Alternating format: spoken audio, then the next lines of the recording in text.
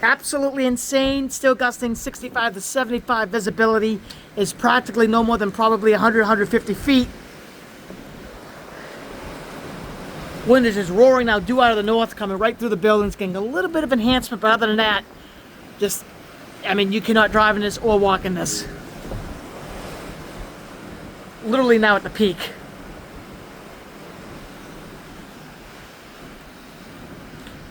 Intense, severe blizzard. Ongoing.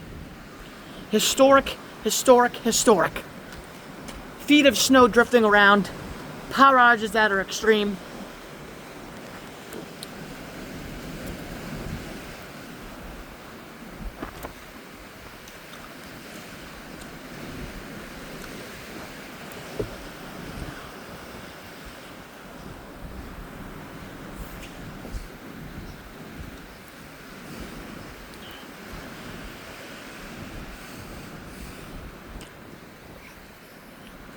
One for the record books, no question about that.